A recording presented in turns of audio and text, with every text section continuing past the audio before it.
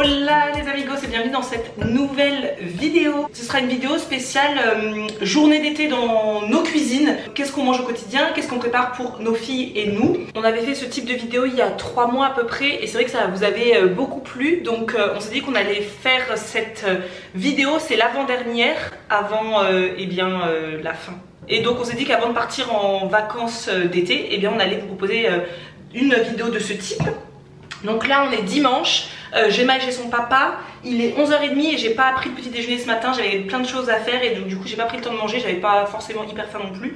Donc là il est 11h30, je vais préparer un petit brunch, des petits déjeuners, parce qu'après il faut que j'aille chercher Gemma tôt aujourd'hui, contrairement à d'habitude où c'est Samuel qui me la dépose vers 18h. Là aujourd'hui il faut que j'aille la chercher plus tôt.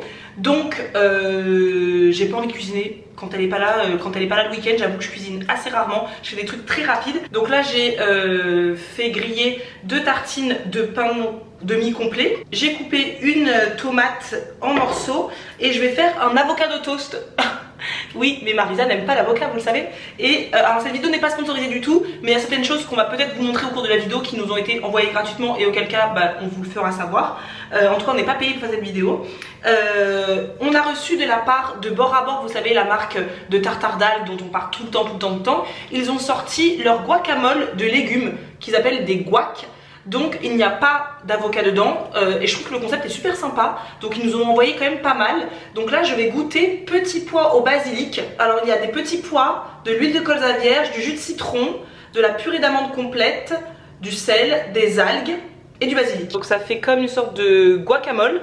Donc je me suis dit que j'allais faire un petit avocado toast sans avocat. J'ai l'impression d'être une influenceuse healthy avec son avocado toast, moi qui en ai jamais fait. Vu que j'aime pas l'avocat... En tout cas, pas à manger comme ça. C'est vrai que l'avocat, je le tolère dans les makis japonais, mais sinon, non, c'est pas mon truc. Déjà, je vais goûter sans mettre les œufs dessus pour voir. Très bon. Je vais pas mentir, j'avais un peu peur quand même. Ah non, c'est super bon. Ah, je m'y attendais pas à ce soit vraiment si bon, j'avoue, je vais pas vous mentir. Donc là, je mets mes 2 œufs sur le plat avec ma tomate. J'ai quelques cerises qu'Isadora m'a gentiment offert. Donc voilà pour le déjeuner. J'ai toujours pas assaisonné encore mes tomates. Donc je vais mettre juste huile d'olive, vinaigre de cidre, c'est tout. Quelques fruits pour le dessert et de l'eau. Regardez-moi, j'avoue, je vais pas vous mentir, j'ai voulu faire ma crâneuse, c'est pour ça que je vous l'ai foutue sur la vidéo. Juste parce que j'aime trop, elle est pas trop belle ma nouvelle gourde. J'ai une gourde puisque c'est un indispensable, enfin je veux dire, si vous avez toujours pas de gourde chez vous, c'est juste un must-have impératif à avoir.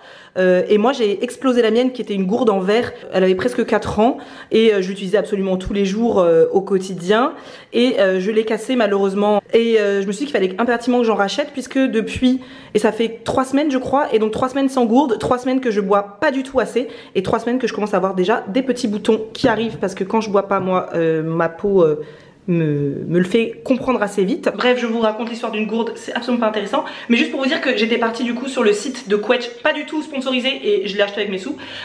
J'étais partie sur le site de Quetch pour voir un peu ce qu'ils proposaient comme nouvelle gourde et j'ai vu celle-ci. Elle s'appelle Giverny, ça me rappelle mon enfance puisque quand on était petite, c'est vrai que notre mère était une grande fan de Jean Monnet et de Claude Monet, pardon, de Claude Monet, et on était parti à Giverny voir la maison de Claude Monet et du coup ils ont celle-ci qui s'appelle, c'est de la collection Giverny mais je crois que ça s'appelle Mimosa, je sais plus, et je voulais la prendre sur le site de Quetch et quand j'ai vu le prix, j'avoue, plus de 30 balles, j'ai fait flemme d'acheter une gourde, j'ai pas envie de mettre 30 balles tout de suite là dans une gourde. Et en allant sur Angers cette semaine avec Isadora, on se balade et on rentre dans une boutique qui vend des trucs de cuisine quoi. Et je tombe sur cette gourde en promotion puisque c'est les soldes et j'étais pas au courant que c'est les soldes donc c'est trop cool. Ce sont les soldes à 19 balles. J'ai fait vas-y, je la prends et je l'aime trop d'amour. Je la trouve magnifique, elle sera parfaite pour cet été. Voilà, j'ai réussi à parler plus de X temps sur une gourde. Je vais manger sinon mes œufs vont être totalement froids. Voilà. Juste faut vraiment que je vous dise c'est super bon hein. Ah ouais c'est très bon. Je voulais rajouter un peu de citron parce que j'avais peur que ce soit pas assez citronné mais c'est parfaitement citronné. Vraiment, c'est hyper goûtu, on sent bien les algues. Enfin, il faut aimer le tartare d'algues quand même parce que ça sent quand même bien les algues. Franchement, j'adore. j'adore. Si cet été vous êtes invité à l'apéro, tout ça, pensez-y, c'est vraiment... mince, j'aurais dû leur demander de sponsoriser cette vidéo quand même. Bon, avant de filer récupérer ma fille, je vais faire un batch cooking vraiment express. Isadora m'a donné envie de reprendre aussi les overnight porridge que vous avez vu dans nos dernières vidéos. Là, Isadora elle a ressorti ça des tréfonds de notre premier ebook qu'on avait sorti en 2019, peut-être quelque chose comme ça. Moi, j'ai utilisé des myrtilles surgelées. Voilà, j'ai toujours des fruits rouges surgelés dans mon congèle. En ce moment, c'est des myrtilles. Donc, j'en ai mis au fond une belle poignée, quoi. Au fond d'un pot à confiture, évidemment, le parfait. Et là, je suis en train de mélanger flocons d'avoine, graines de chia avec du skyr nature végétale, donc de la marque Sojasun. Et j'ai mis un petit peu aussi de sirop d'érable. Sirop d'érable qui me vient tout droit du Canada. La chérie de notre neveu nous en a ramené et il est vraiment délicieux. Et j'ai mis aussi également des zestes de citron jaune. Voilà. Et donc je vais tout mélanger, je vais mettre ça dedans. Et puis pour les petits déjeuners de demain matin, ce sera parfait. Ce sera surtout pour moi, je pense pas que Gemma va vouloir en manger. Mais Gemma en ce moment elle ne veut que, comme il fait chaud, le matin elle a pas envie de manger du solide. Elle me demande tous les matins un smoothie. D'où le fait que j'ai toujours des fruits rouges surgelés dans mon congèle. Donc demain matin ce sera smoothie violet pour elle. Elle sera très contente je pense. Avec, je lui mets la même chose en fait. Je lui mets du skyr, comme ça fait son apport en protéines. Je lui mets des myrtilles, je lui mets des graines de chia et de l'eau. Il me semble que c'est tout, de la banane évidemment. Et parfois je lui mets un petit peu de flocons d'avoine dedans pour que ce soit un peu plus gourmand parce qu'elle veut pas manger à côté même un petit peu de pain ou quoi qu'est-ce. Donc ça ce sera vraiment pour moi, mais j'en prépare deux parce que comme ça mardi j'en aurai si c'est pour mardi. Et si elle veut manger avec moi, et bien si elle veut goûter, en tout cas elle pourra goûter avec moi. Pour le batch cooking express que je vais faire, ça va être vraiment très simple parce que j'ai pas envie de trop faire à manger là, j'ai pas envie. Donc je vais préparer des petits légumes sautés pour ce soir parce que quand je vais rentrer tout à l'heure j'aurai absolument pas envie de cuisiner. Donc comme ça là je vais juste préparer des légumes sautés. Je vais faire ça avec carottes, courgettes, brocolis et puis de la sauce soja quoi. Je vais faire ça en nouilles sautées. C'est une recette que je fais beaucoup. Gemma aime beaucoup quand je le fais avec de l'omelette. Des nouilles sautées avec une omelette à côté qu'on coupe en petits morceaux. Mais là je vais faire avec du tofu parce que je suis partie en magasin asiatique avec Isadora. Et du coup on a acheté pas mal de choses dont du tofu. Le tofu, celui-là, je vais vous montrer. Cette vidéo va aller dans tous les sens. Mais j'ai pris ce tofu traditionnel.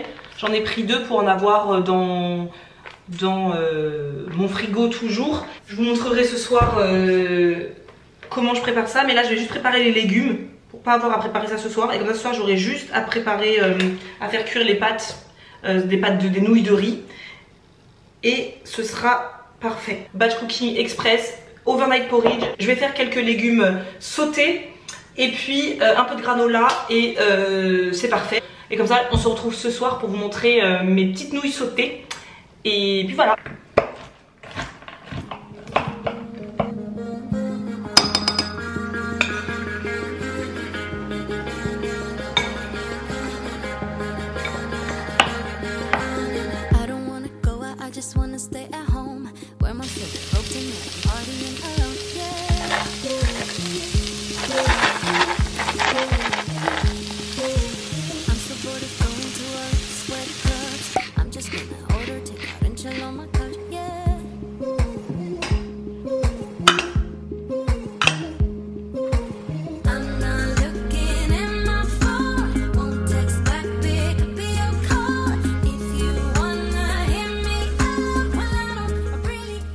Donc en rentrant à la maison après avoir récupéré Gemma, on s'est préparé un petit goûter à base de granola maison que j'avais préparé le matin même. Je vous l'ai pas dit, mais comme j'avais plus de purée d'oléagineux, j'ai fait ce granola à base de purée de sésame, donc de tahini, et c'était absolument délicieux. Quelques fraises, de la banane et du skyr végétal en regardant la Reine des Neiges.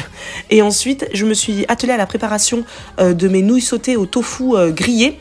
Donc le tofu c'est vraiment un aliment qu'avec Isadora on a très longtemps trouvé insipide et sans intérêt, mais ça c'était avant que notre chère amie Audrey, qui est prof de yoga et qui est végane, nous convertisse à cet aliment en nous invitant chez elle, et elle nous avait préparé ce jour-là son plat préf, des nouilles udon au tofu grillé. Vous aurez la recette en barre d'infos, et depuis j'essaie toujours d'avoir un bloc de tofu traditionnel dans mon frigo. Je vous mettrai la recette que j'ai faite là dans la barre d'infos, mais c'est vraiment tout simple. Je commence par presser délicatement le tofu dans un torchon ou dans un essuie-tout, je le coupe en cubes et je le fais griller dans une poêle préchauffée avec de l'huile d'olive. Il vaut mieux utiliser une poêle anti-adhésive. Moi, ma poêle là, au bout d'un moment, j'ai dû la changer parce que le tofu il accrochait à la poêle. Donc après, vous allez voir que j'ai changé de poêle, mais il faut bien le laisser prendre le temps de griller. La clé de cette recette, c'est vraiment de prendre le temps de bien faire griller le tofu de tous les côtés pour qu'il soit croustillant à l'extérieur et fondant à l'intérieur. Vraiment, c'est comme ça qu'il est vraiment délicieux.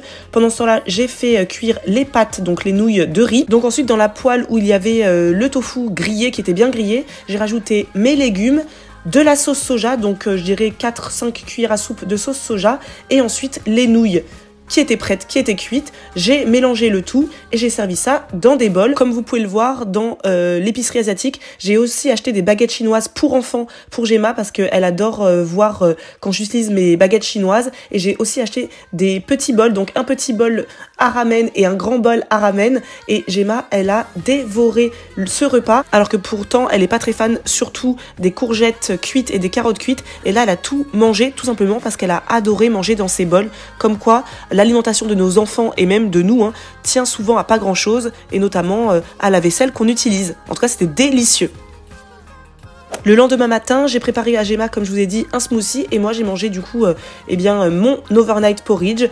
J'aime bien rajouter le matin des toppings, donc là de la banane et le granola maison également. Et au goûter ce jour-là, je me suis fait un smoothie bowl avec le smoothie que Gemma n'avait pas fini le matin même, elle n'avait pas tout mangé au petit déjeuner. Donc je me suis fait un smoothie bowl avec un peu de granola et de la banane. C'était vraiment très bon et très très frais. C'est vraiment le genre de goûter qui fait plaisir quand il fait chaud. Et là je vous montre rapidement mes projets de tricot du moment. C'était de préparer des lavettes réutilisable pour la maîtresse de Gemma et son ADSEM pour les petits cadeaux de fin d'année. C'est pas de la cuisine, mais en tout cas c'est ce que j'utilise beaucoup dans ma cuisine, justement pour nettoyer les surfaces, le plan de travail, l'électroménager, dépoussiérer, etc. Ce sont des lavettes que j'ai tricotées en fil 100% coton. Je vous mettrai le tuto utilisé dans la barre d'infos.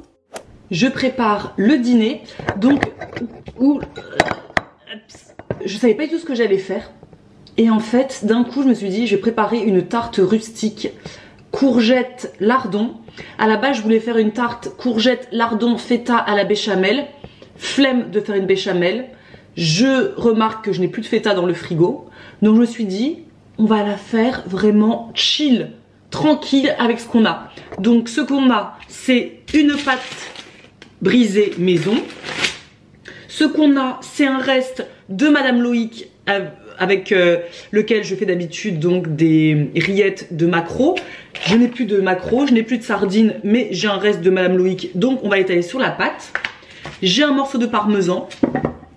J'ai 2 courgettes vertes et jaunes que j'ai fait revenir dans l'huile d'olive avec un petit peu de sel et de poivre.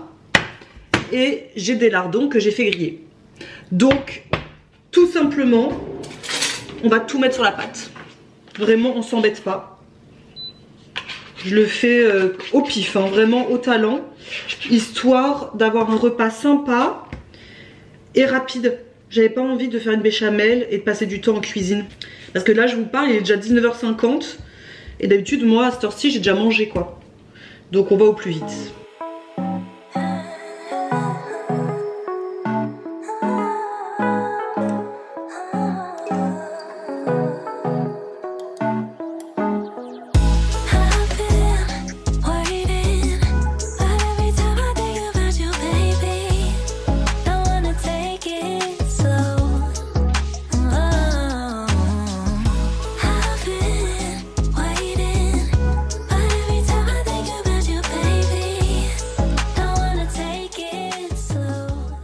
Bon bah voilà, j'ai plus qu'à enfourner 30 minutes à 180 degrés ma tarte. Je la trouve plutôt jolie pour une tarte où je ne savais pas où j'allais en venir. Je pense jamais à faire des tartes comme ça rustiques. Ça évite de préparer un appareil parce qu'en plus je n'ai plus d'œufs.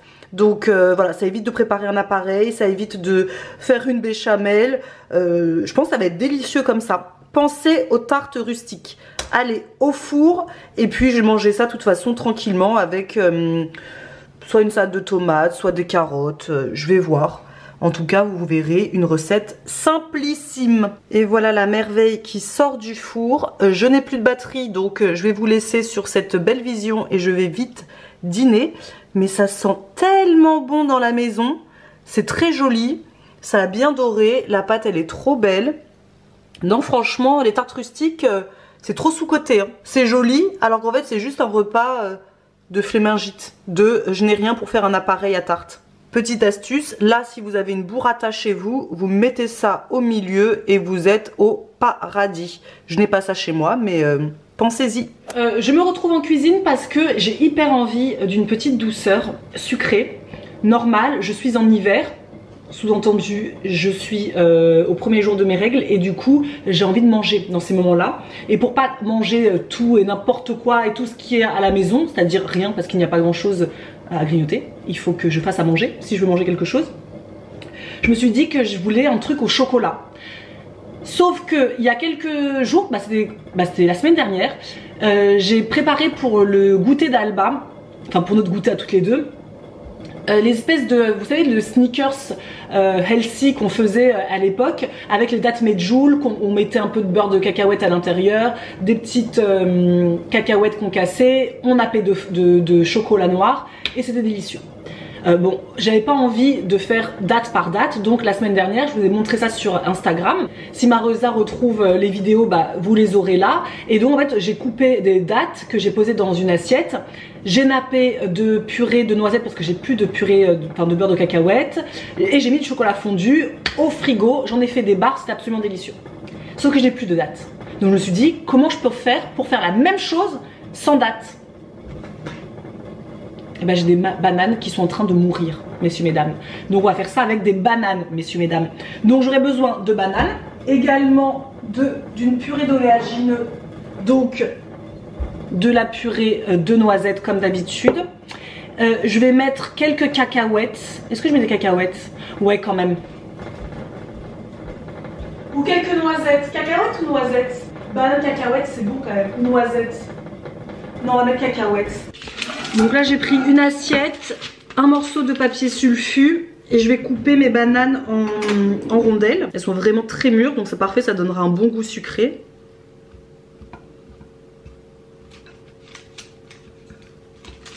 Mais faites la même chose, exactement la même chose avec des dattes, c'est incroyable.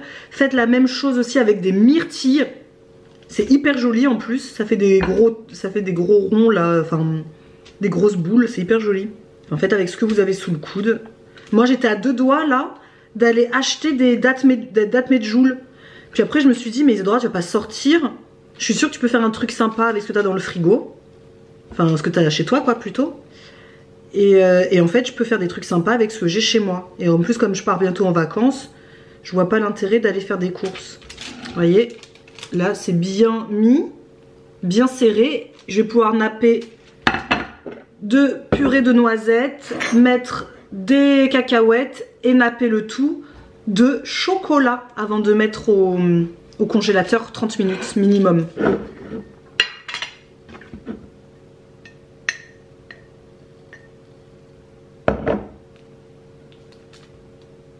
Regardez-moi cette beauté, je le vois dans le retour écran, je suis tellement fan de ce bouquet d'hortensia. J'ai pris 3 brins d'hortensia hier en allant me promener avec Marisa. Marisa aussi en a pris. C'est juste incroyable. Je pense que c'est une de mes fleurs préférées. Il faut que j'arrête de ça parce que je dis pareil pour le mimosa.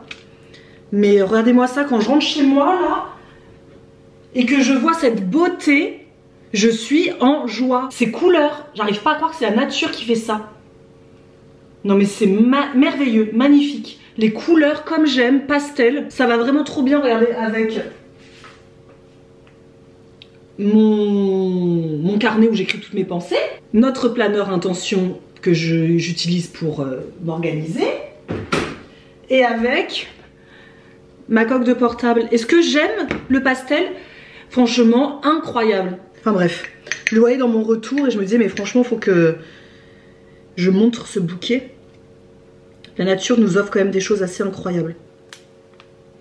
Voilà, là je mets des petites cacahuètes. Ça va être bon! Ce sera mon petit goûter. Je vais me régaler. Là il est midi hein, donc je fais ça pour la future Isadora. Pour le goûter probablement ce soir quand je lirai. Et c'est parti pour le chocolat que j'ai fait fondre au bain-marie. Oh, c'est chaud. Merveilleux. Voilà donc à quoi ça ressemble avant le passage au congélateur. C'est parti, donc 30 minutes minimum, mais là je vais le laisser bien sûr tout l'après-midi, hein. Je vais déguster ça vers 16 h et puis j'en mangerai aussi ce soir. Et après je le conserve au congélateur, j'avoue.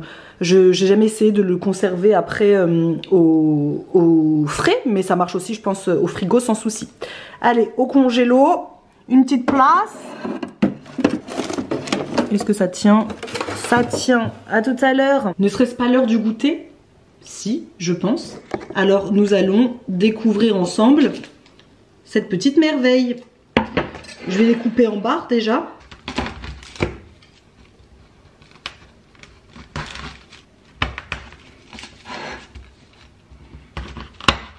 Voilà notre petit encas. C'est bien froid, bien frais.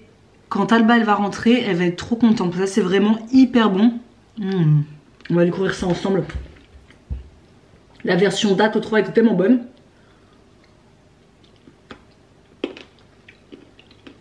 C'est bon. Je vais aller courir là. C'est super. Ça me donne un petit coup de boost. C'est bon. Donc là on est jeudi matin, il est 7 h 15. Je suis en train de préparer le sac d'Alba pour son pique-nique aujourd'hui. Parce qu'elle part avec l'école à Terra Botanica. Non, c'est pas, il faut un haut bleu. Est-ce que tu as un t-shirt bleu, un pull bleu? Qu'est-ce que tu as? Est-ce que tu as quelque chose? Quand maman t'a acheté de nouveaux habits, t'as pas de bleu? Essaie de voir dans ton placard. T'as regardé? Eh ben tant pis, eh ben on fera sans haut bleu. Parce que la maîtresse nous a demandé d'avoir un haut bleu pour que ce soit plus facile pour voir les groupes et pour reconnaître qui appartient à qui. Maman va aller regarder. Et du coup je lui ai fait donc un pique-nique parce que comme je disais elle part à Terra Botanica avec sa classe. Terra Botanica c'est un grand parc très connu à Angers où elle est déjà allée avec son père et sa soeur il y a quand même 2 ans. Moi je suis jamais allée encore alors que ça fait près de 8 ans que je vis ici, la honte. Et c'est la sortie donc de fin d'année. Donc je lui ai préparé un pique-nique dans nos boîtes là, mon bento qu'on nous avait envoyé à l'époque. Trop bien, c'est trop pratique. Qu'est-ce qu'on a comme pique-nique Alba? Des carottes avec des terrines. Donc on a un burger. C'est un burger ça? Non, c'est un sandwich. Alors j'ai fait vraiment hyper simple pour que ce soit pratique pour elle à manger sans aide quoi. Donc c'est un sandwich beurre, fromage, gouda et jambon. C'est quoi du gouda? C'est du fromage ma puce. Ça c'est ce qu'on a mangé hier soir, le petit morceau que tu as mangé hier soir. Et là dedans il y a quoi? Carottes. Et carottes et cerises, voilà. Les cerises parce que les cerises ce sont des fruits qui ressemblent à des bonbons. Et que la maîtresse elle a dit pas de bonbons ni d'eau sucrée, ni de boisson sucrée. Donc je lui ai fait ça dans la boîte mon bento. Tiens, tu me donnes l'élastique ma puce s'il te plaît? Je lui ai mis bien sûr un paquet de chips parce que... Est-ce que ça existe un pique-nique sans chips? Non, bah non c'est triste hein. Ouais, c'est tristoun. Et nous on n'aime pas la tristesse. Donc petit paquet de chips. Et pour le dessert maman elle t'a mis des cookies moulin du Puy Vert que j'ai volé à Tati Marisa, puisque Tati Marisa qui en avait chez elle. Et je t'ai mis aussi de l'eau dans une gourde.